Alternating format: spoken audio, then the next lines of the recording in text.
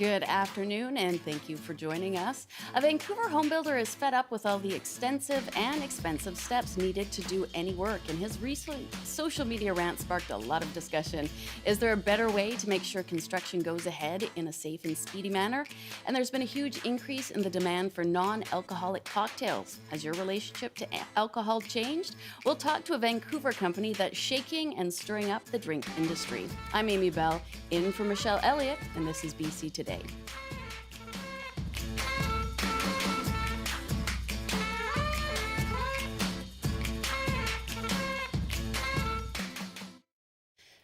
A Vancouver builder is calling out Vancouver's broken system for renovation permits. Avi Barzilai is a licensed residential builder and renovator in the city of Vancouver. And his recent series of tweets about just how complicated the permitting system has set off a social media firestorm. He detailed what was necessary for a simple bathroom renovation and says the steps include everything from a $2,000 survey to an arborist. He'll join us in a moment, but first, we want to hear from you. What are your stories trying to get a permit? Do you even bother, or do you think it's necessary? If you're in construction business, we'd also love to hear from you. Call us at 1-800-825-5950, 604-669-3733, star or pound 690 on your cell phone. You can email bctoday@cbc.ca. Avi Barzilai is with us now in studio. Welcome to BC Today. Thanks so much for joining us. Can you take us back to what prompted you to share this? Yes, I would say just the absolute sheer frustration of dealing with the city just pushes you kind of over the edge sometimes, and you just want to kind of speak out about it. Right, and in a series of tweets, you detailed about 9 steps for a bathroom renovation, which just seems ridiculous. Have you had to go through those steps for every single job that you've been on before? Yes, it's every single job, except for maybe condo rentals. The process is a little bit different, but for a single family house, it's extremely typical. That's actually kind of the minimum amount of paperwork required. And that's it's a minimum amount of paperwork and waiting and money, and that's a huge pressure on you if you're trying to stay competitive, I would think. Yeah, myself, my clients, all that stuff, yeah. Right. We did ask the City of Vancouver for a response to this story, and I spoke to Andrea Law, who is General Manager for Development, Buildings, and Licensing for the city, and here's what she had to say. If we had an opportunity to sit down with Abby, we would have explained that, this would only apply in this circumstance. Project scopes vary depending on what the renovation approach is. Some of them, if they're more complicated or the scope is broader, then they're going to need those extra requirements. In his case, we would not need an arborist report. This is an interior renovation. We're really about having a conversation and sitting down with somebody to be clear on what the city's looking for. Given the scope of the project. So we've been focused on streamlining our process for a number of years now, dating back to council direction back in 2019. So we've undertaken many initiatives to really streamline our processes, whether it's single family, multifamily, really looking at how we can deliver permitting faster. We're looking at implementing new forms of technology to help support that as well and really improve the customer journey. Rather than having to wait to speak to somebody, they can go onto an interactive tool and really sort of define their own journey for their permitting experience. And so, of course, the question is, what do you think of that response? I think this is very typical with what we're dealing with right now, in the sense that you have the senior leadership of the City of Vancouver telling everybody one thing, but the reality of the situation on the ground is not what they're describing. So she said, hey, we'd be happy to sit down and meet with you. Anybody that knows or that works in the City of Vancouver knows exactly that's not how it works. You don't sit down and meet with plan checkers. You used to, prior to COVID, you used to, but you don't anymore. Okay. So they removed the inquiry line. You can't call people. They removed the inquiry center. You can't sit down and meet with people. That's not incorrect. Right. If you want to get in touch with the DBL department, you have to submit an email inquiry basically, and they'll basically get back to you in a week, maybe more. I have a couple inquiries right now. I don't know where they are. So we see time and time again the senior leadership of the City of Vancouver telling one thing, but the reality is not that situation. Right. So they're saying there is a solution that just doesn't exist. And I find it interesting you say, too, sort of through COVID, they had to make, obviously changes like everybody did. So there wasn't this line, you couldn't meet in person. But we've also had this huge boom in people spending more time at home. They're wanting to do all these renovations. So COVID has actually made it more important that they can expedite this process. But you're saying, in fact, it's just slowed it down, and that still remains the case. It's a brick wall. I mean, the situation was bad prior to COVID, but it did actually function at a baseline level. COVID made things much worse. It's created a brick wall. And even after COVID, that wall seems to get, bigger and bigger and bigger. And it's almost impenetrable now. It's so hard to communicate with city staff. It's so hard to get things done. I'd say communication is the number one issue. So like I said, it's very interesting to hear the director of building and licensing tell us to just sit down with them, because it's just not the reality. Okay. And you obviously have made those attempts to get that one-on-one time. That's what we do all the time. She did also mention too, you had said one of the many steps is you have to get an arborist, which is of course to look at surrounding trees. And she would say, no, you wouldn't have to do that. I'm assuming, not every case would have all of the steps, but you were, providing an overview that this is typically what's done. Oh, that's great. I think she should inform her staff and tell them that an arborist report is not required, because I know the rules. Okay. I know section 7.3 of the Protection of Trees bylaw basically excludes an arborist report in an interior renovation. So why, when I go through the process of submitting an application for an interior renovation, why do they constantly bother us about tree protection and all these things? For something as simple as a powder room where you're just installing a toilet and sink, we need to use a little bit of common sense here. Fair enough, fair enough. So it sounds like perhaps not everybody is on the same page. That's correct, yeah. Got that. Okay. Right now we're joined by Avi Barzilai. He is a licensed residential builder and renovator in the city of Vancouver. So what are your stories trying to get a permit? Do you even bother, or do you think it's necessary? If you're in the construction business, we'd also love to hear from you. Call us at 1-800-825-5950, 604-669-3733. That's star or pound 690 on your cell phone. You can email us, bctoday@cbc.ca. Also joining us now is Erin Flanagan. She is a project manager with a carpentry Red Seal based in Victoria. Hi, Erin. Thanks so much for joining us. Hi, thanks for having me. Now, Erin, you've been listening into Avi's experience recently. How familiar does this sound to you? Yeah, I think he's done a great job of identifying the problem. Okay. So I'm in the Greater Victoria region, which is made up of 13 separate municipalities, and each municipality has its own separate bylaws and its own separate permitting process. So for us to operate in Victoria, we try and be familiar with all of those processes, but you're never going to be on top of every tiny, most recent change. And then, like Avi was saying, the municipal councils are usually elected very recently, on trying to address our housing crisis, but the council, the leadership from the council, is different from the planning departments of the municipalities, and the planning departments, are bound by the current bylaws.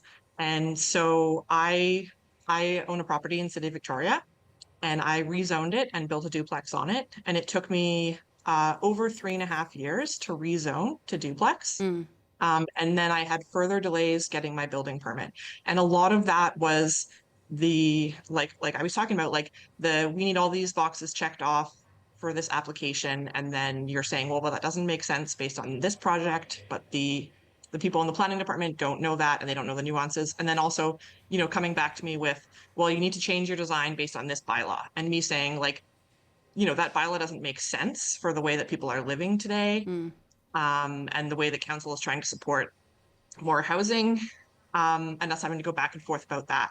And, the saving grace that allowed me to build was that at the end of the rezoning process, the planning department, what's the word I'm looking for? The planning department presents your proposal to the city council, and then they can approve or disapprove. And I actually had to appeal to the council, and the council is what allowed me to rezone. They said, this is ridiculous. Let this person build a duplex. We need more housing. But the City of Victoria's recent ideas about streamlining that process are to remove the council process, because you do have to wait and get in front of council.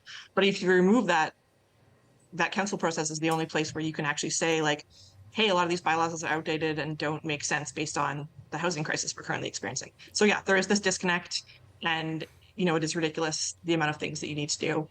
So That's my it sounds like, talking to both you, Avi and Aaron, there is this disconnect, and there's this routine of the right hand not talking to the left hand, and this miscommunication. How do we sort of get everybody on the same page? Like, are there any recommendations either of you could make to various regions and cities to, just all get together and get on the same page, so we're not dealing with all these unnecessary steps? Yeah, I mean, I think I can speak to that. There's such an ingrained bureaucracy at a lot of these municipalities.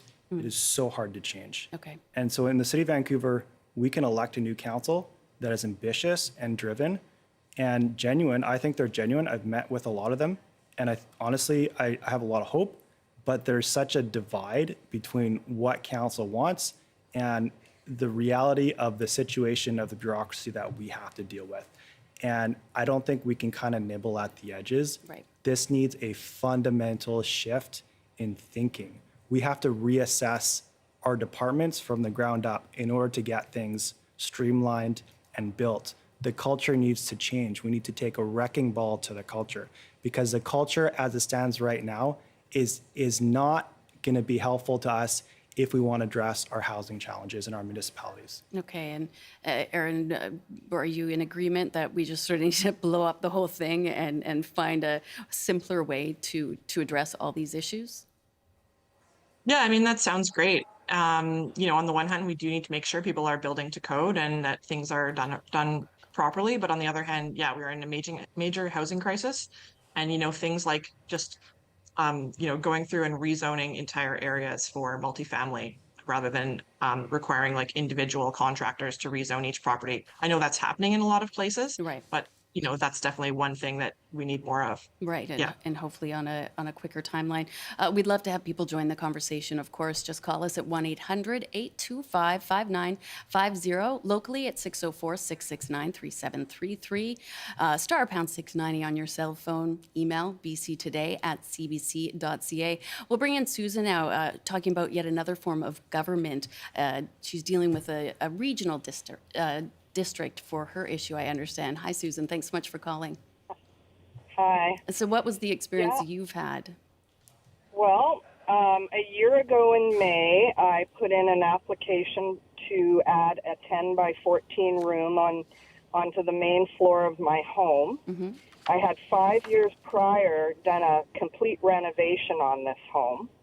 And the bylaw states that if it's less than 25% of the overall floor space, I'm not required to go through all these hoops. Yet I went and paid and applied for my permit, and they wanted they wanted to test for asbestos, which was done in the renovation. So I felt that was kind of a moot point. They wanted an ornithologist because there is active eagles within 100 feet of my home. They wanted a geotech because I'm across the street from a river and the ocean and in a flood zone, and there's fish-bearing streams in the farmland behind me. And it was just so frustrating because I had already done all of that 5 years prior and felt that was recorded. Why do I have to go and go through these hoops again? Especially because the bylaw says if it's less than 25% of the overall floor space, then it can be done. Right. But now I've had to ask because of the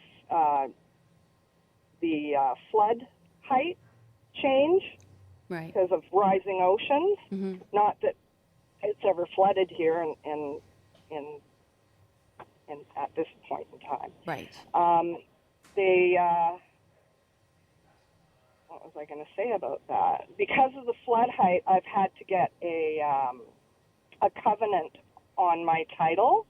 So I've had to hire a lawyer to get a covenant to say that I'm aware that I'm 4 inches below the 21,000 flood height restriction. And it's just been frustrating. I still don't have my permit. No, and I can sense your frustration. That is a lot of hoops, and you're sort of nodding and looking very empathetic to her plight. Is this something that you hear, that there's just so many processes that perhaps don't need to be done quite as often as they're wanting you to? I think there's a few fundamental issues at stake. Okay. Number one, yes, there are a lot of processes. But the city will always err on the side of making you jump through those hoops, and the onus is on you as the applicant to prove that that those hoops are not actually necessary. Okay. So it adds a lot of extra work. So yes, all these processes exist. There's always a reason for it, and the reason for each of those processes might have good intentions. Sure. But we need to understand the greater context of what we're doing here. That's sort of number one. But number two is, even despite the fact that you jump through all those hoops, could be 10 or 12 different consultants, documents up the yin yang, doesn't matter.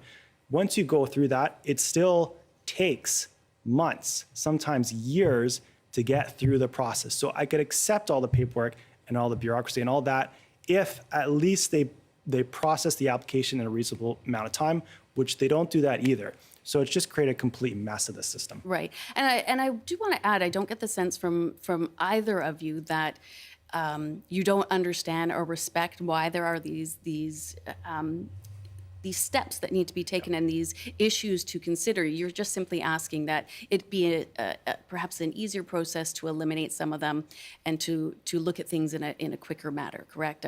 Because I think, there is always that issue that people say, well, we'll just do some work on the side. We won't do any any permits. Will try to bypass that. Well, and sorry to interrupt, but that's the thing is, if you make things so onerous, yes, then they're just not going to get permits, and then you've completely negated the whole purpose of all these rules. Exactly, and Aaron, I would go to you. What are some of the risks if somebody were to say, "I'm going to try to do this work without a permit"? What are some of the consequences that you would see or would recommend to people considering? Yeah, I mean, houses nowadays are so much more complicated than they used to be. And so you really need to be careful that if you're going to do something without a permit, you really understand all those parts of the puzzle. Yeah. Renovating is obviously a big one. You start opening up walls and you start finding things. And, as a contractor, if I open a wall and I see something that's rotten, that's falling down, I'm morally obligated to bring that to the client's attention and fix it. And so, yeah, doing stuff without permits, it could potentially damage my relationship with the municipality and the inspectors, and it's my name on my company.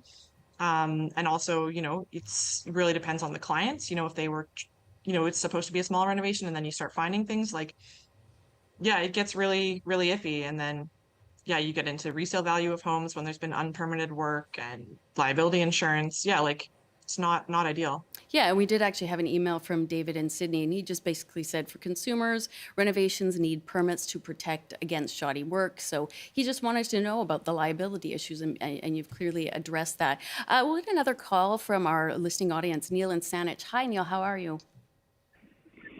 Oh, I'm okay. And it sounds like I'm great. It sounds like you had quite a rigmarole to go through when you wanted to do a renovation in your home.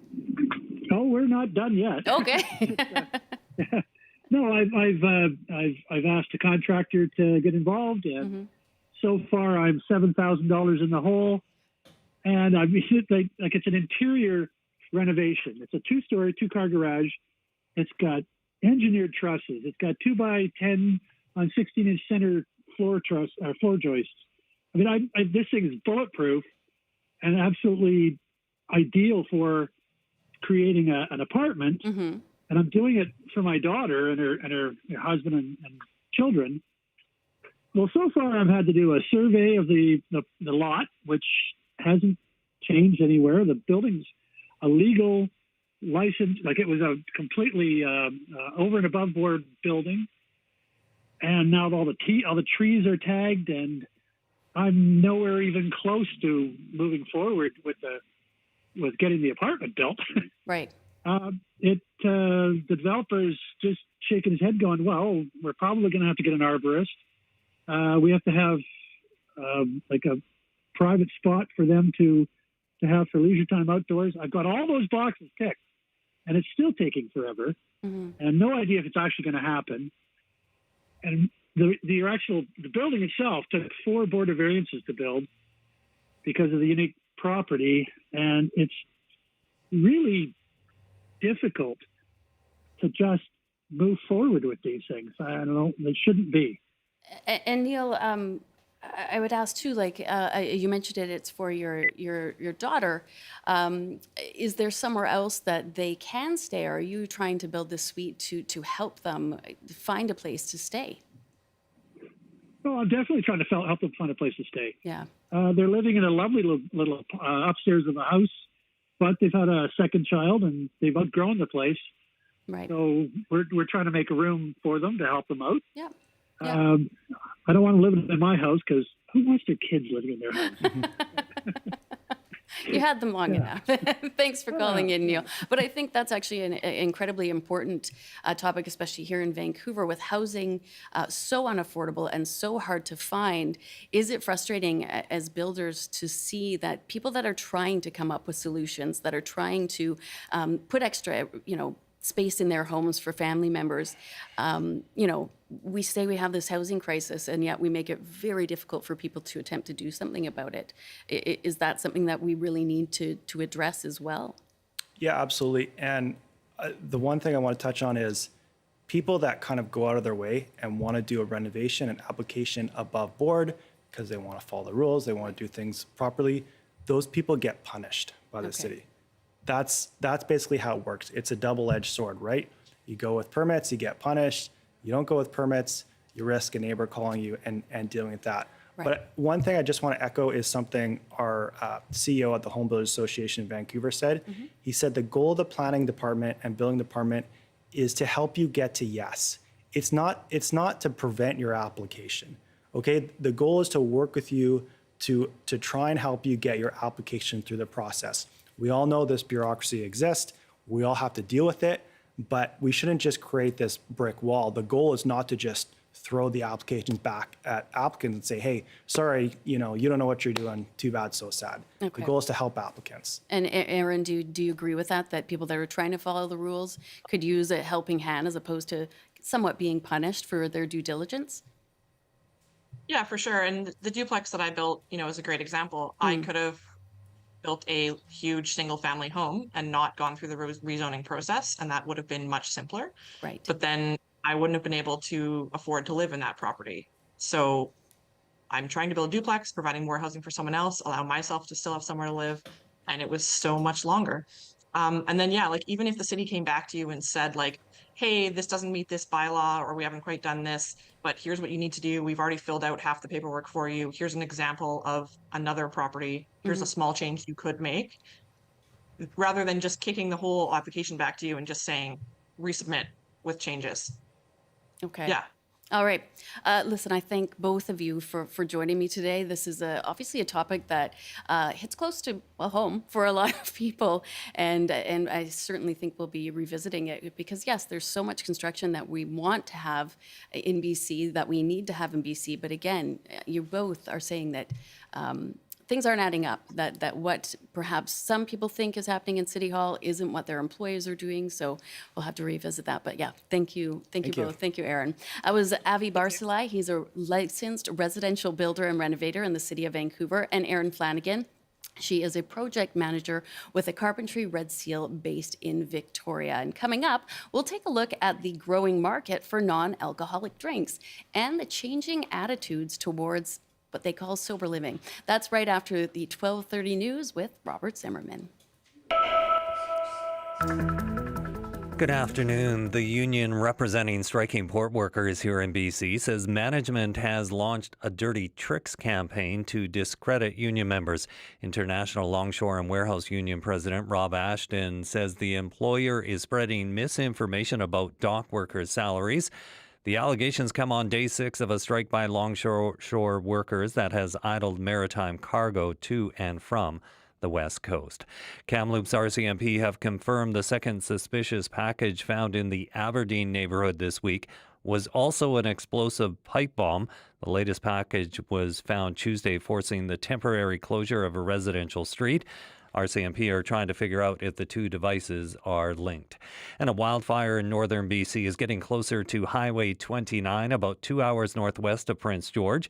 The district of Fort St. James and the regional district of Bulkley-Nechako put out a hazard notice last night.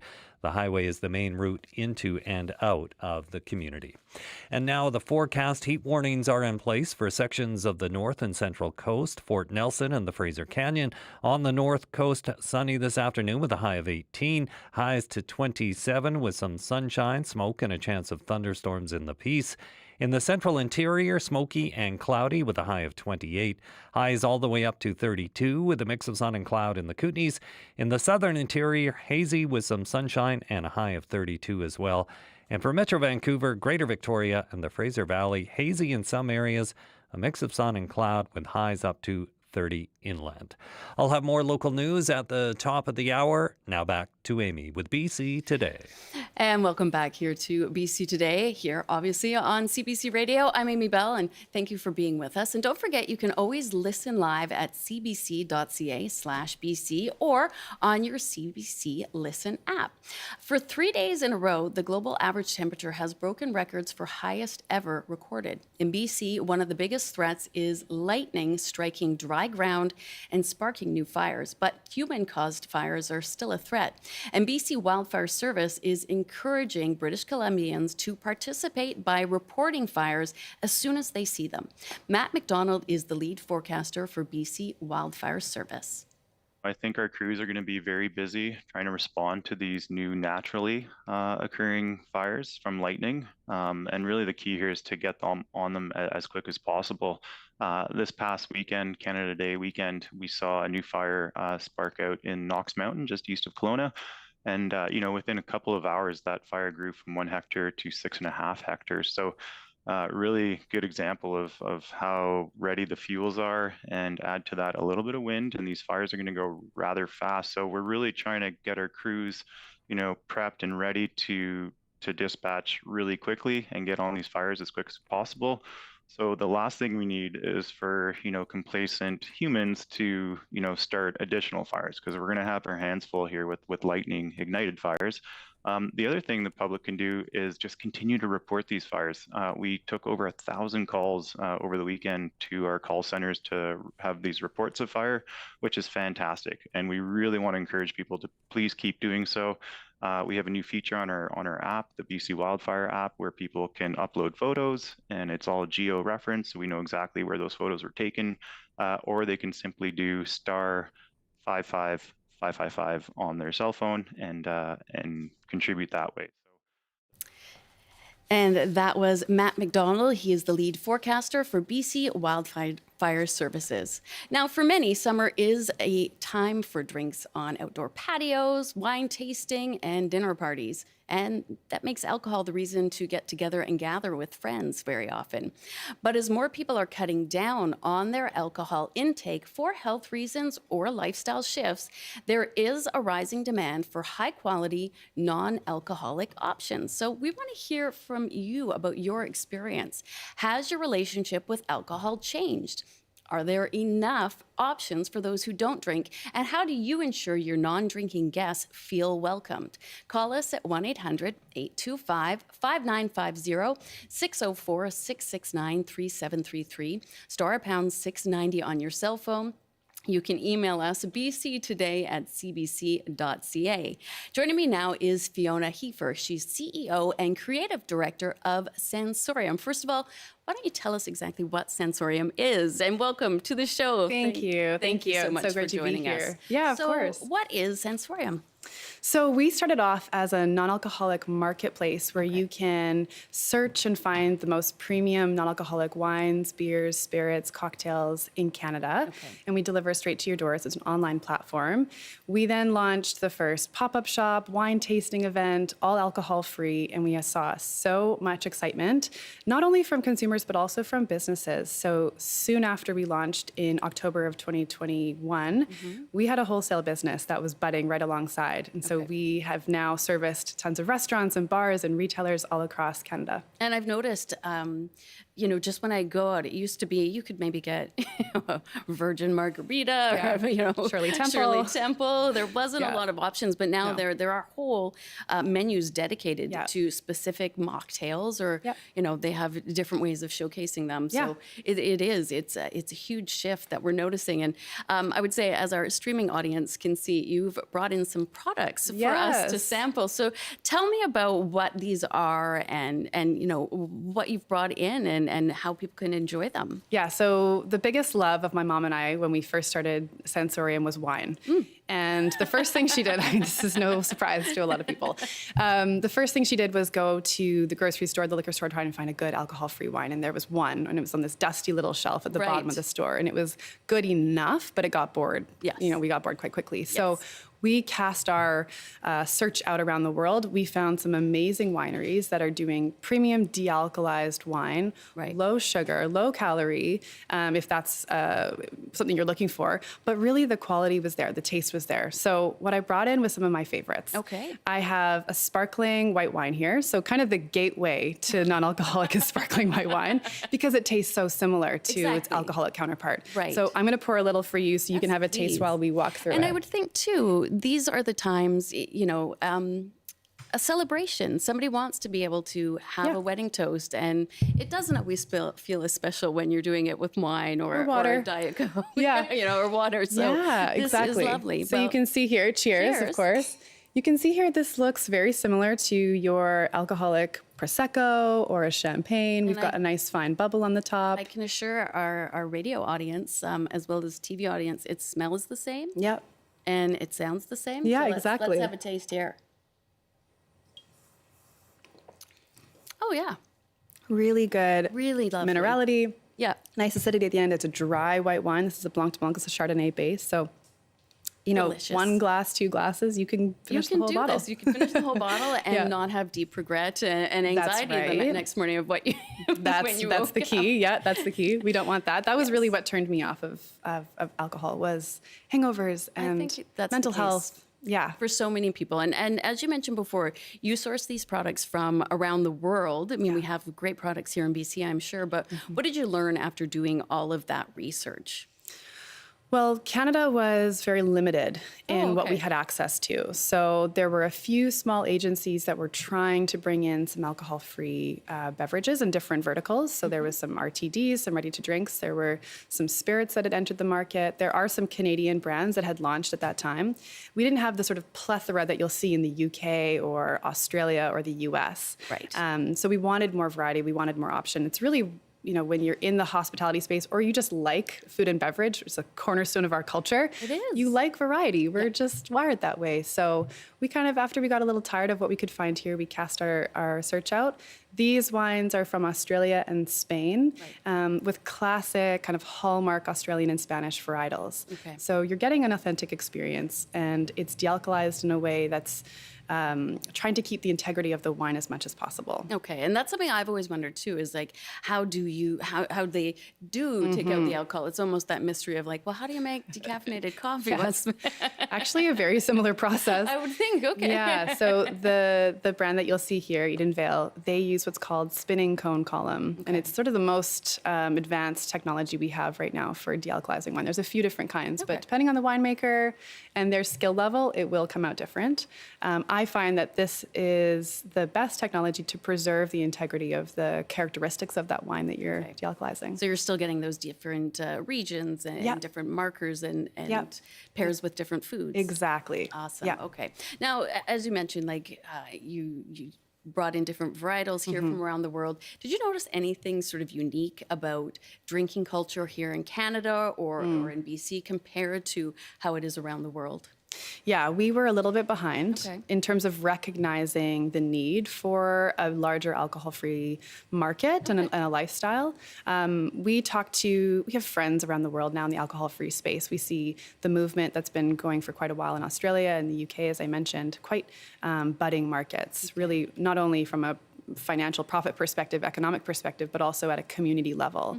So what we saw here is kind of that the community was just under the radar of acknowledging their relationship with alcohol being slightly problematic. Right. It's like we hadn't reached the threshold yet of it being too obvious. Okay. We were kind of just coasting a little bit. So you'd think that the West Coast is this really health conscious community that we're all looking to be really mindful of what we're putting in our bodies. Right. That wasn't the case with alcohol. We were still meditating in the morning, binge drinking at night. Gotcha.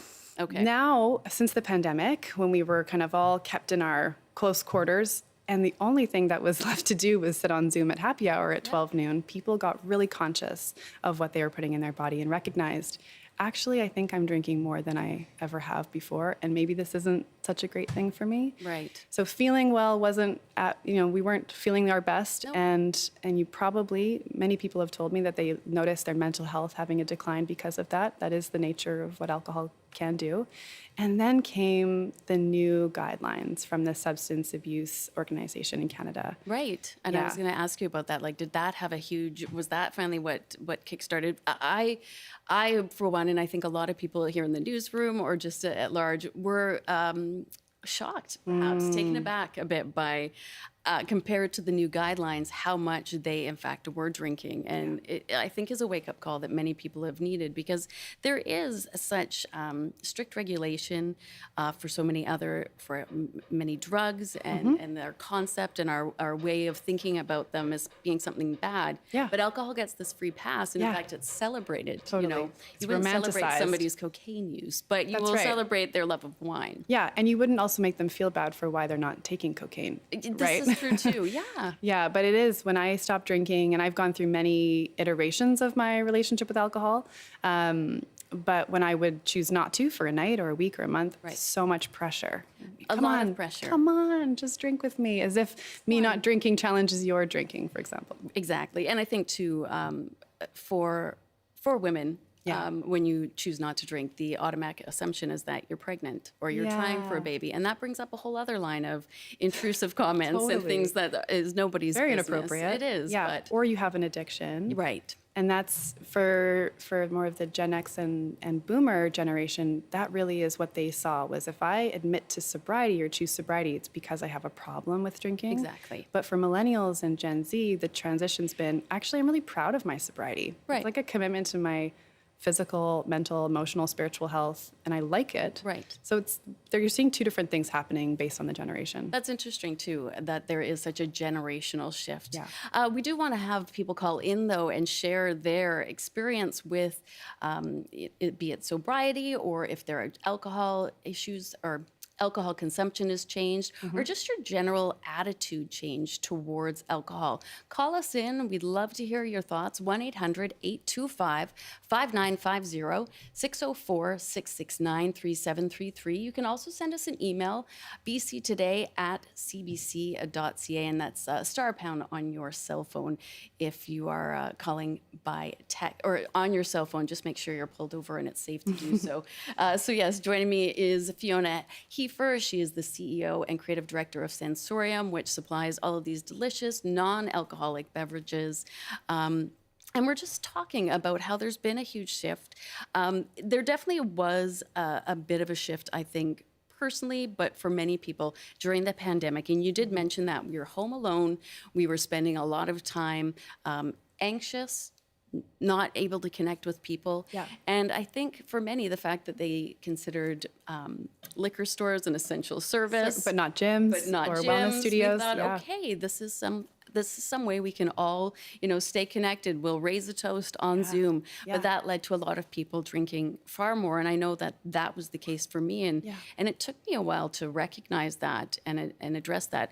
Have we seen that sort of be an impetus for many people to become sober, or to really reevaluate their issues or your relationship with Absolutely. alcohol? Okay. I think that's a huge catalyst. I would say 5 to 6 people out of 10 that I speak to are sober because of what they recognized during the pandemic. Okay. Yeah. Or sober curious, or have evaluated and kind of come to a more mindful relationship with alcohol. Maybe they imbibe once in a while, once a month, once a year, once a week even, but they're really conscious of why they're drinking, how much and what and where and with who. Because that really is the challenge. I mean, I think alcohol puts us in environments that maybe we wouldn't otherwise want to be in, or with people that we might not otherwise want to hang out with. It's true, and it can sometimes ease that social anxiety that will come up with many people. But alcohol is often the reason that people get together. So, you know, why is the connection more important than the alcohol itself? So true. I mean, as I mentioned, it's a cornerstone for so many cultures around the world, food and beverage. Alcohol has been around for centuries. We used it back in the day because it was more sanitary than water. So it became something safe. We adopted it as part of our culture because it was safe. Right. Then it became kind of this tool, the substance to enjoy and have fun with, to break free from the shackles of the day, right? To sort of transition over into an evening of relaxation. Right. And when we have something that sort of gives your inhibitions a rest, you do feel like you can connect with someone a little bit deeper, the person that's in front of you. Right. That necessarily isn't the biological, scientific nature of alcohol because it's depressing and therefore deconnecting. But we've been really trained into believing that that's what's happening. So breaking free from that is really challenging. But what I often remind people is alcohol is not the center of the occasion. You are, right? And the person that you're with is. Right. So maybe substitute it for something alcohol-free. You get the placebo effect of relaxation and therefore can proceed with the connection, Right. but you're not getting any of the negative side effects, the hangover, the toxicity on your body, Right. the mental health impact, the sleep impact, the gut impact, the list goes on. I don't need to drown you And in yet that. it is so interesting, and is that conundrum because so many of us know all of the issues. We know the health issues. We know how we feel the next morning, but then still, we know that we like the taste of gin and tonic. Yeah. But now that there's alternatives. Yes, it's habit interaction. It is connecting that interaction. Yeah.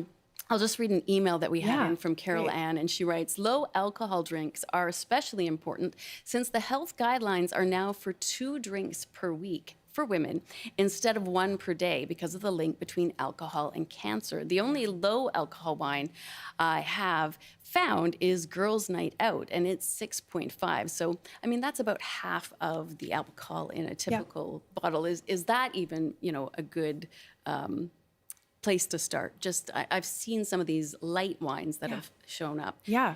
I mean, go for it. Try it if it works for you. What I'm seeing is kind of an all or nothing mentality. Okay. I do know of a winery here in BC who produced a bunch of low alcohol wine and can't sell it. And I said, I think you got to go down to 0. Maybe just try that.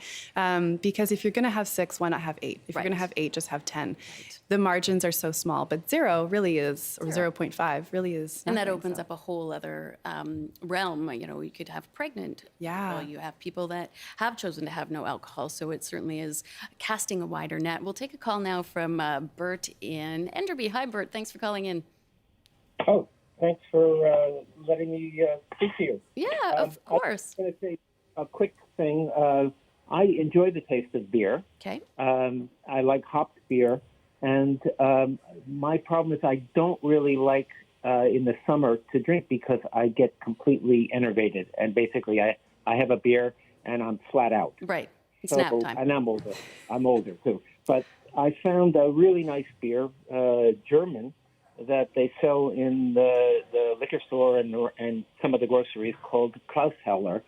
And they've got 3 different versions of beer. They've got a dry hop beer, which I really enjoy. Okay. But, I really would like to see local beer producers in BC start to, get that lead and to, really explore and develop something locally that we could drink that would be non-alcoholic and would have a really good flavor. Right. If the Germans can do it, we can do it. Yeah. Well, as you said, we're a little behind. Thank you, Bert, for calling in. But, you were definitely agreeing that, like if the Germans can do it, we certainly can. We can and we have. So you can see lots of really great local beer brands now. Okay. Nani is a great one. They have a pale ale and a Czech Pilsner that are delicious. You can find them littered across the city, which is great, and in restaurants too.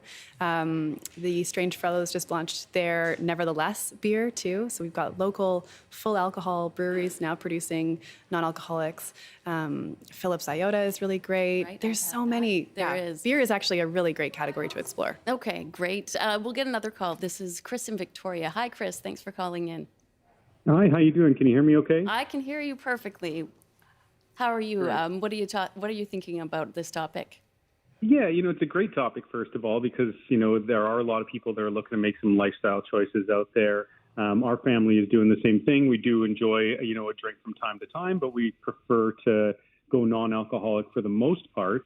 The challenge that I've been having, and we've been doing this for over a year now, is, and we've even been down in the States and tried some different products down there where there is a little bit more variety. But, the challenge that I had is a little bit similar to the last caller in that I don't think that I found a single product, wine, alcohol, beer, that is anywhere really close to what the alcoholized version is. And I'll still drink it and I'll still enjoy the non-alcoholized version. But as an example, when we were down in the States, my wife bought a non-alcoholic gin and a non-alcoholic tequila to try.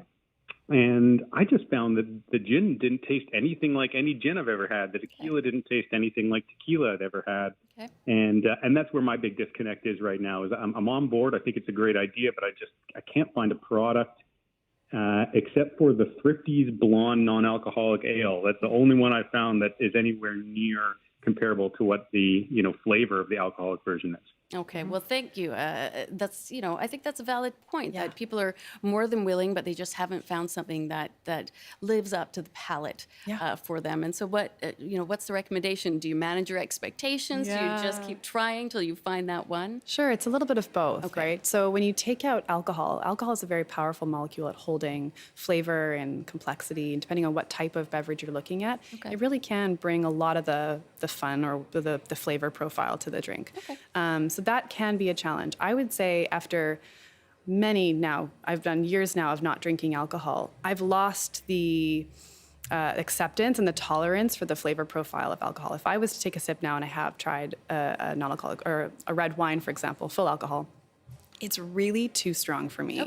I'm way more sensitive now. I can't handle whiskey. I can't handle tequila full strength. So I actually am gravitating more towards a lighter palate. But it did take some time, and I totally understand people's feedback on that. Okay. We do have one more call coming in. I believe it's Kathy on the Sunshine Coast. Hi, Kathy. Hi there. Hi. What are your thoughts about alcohol-free or sober curiosity? Well, like an older gentleman that called in a few minutes ago, I can't handle much much alcohol. Neither can my husband. So we still like the association with alcohol because that's what we've always had.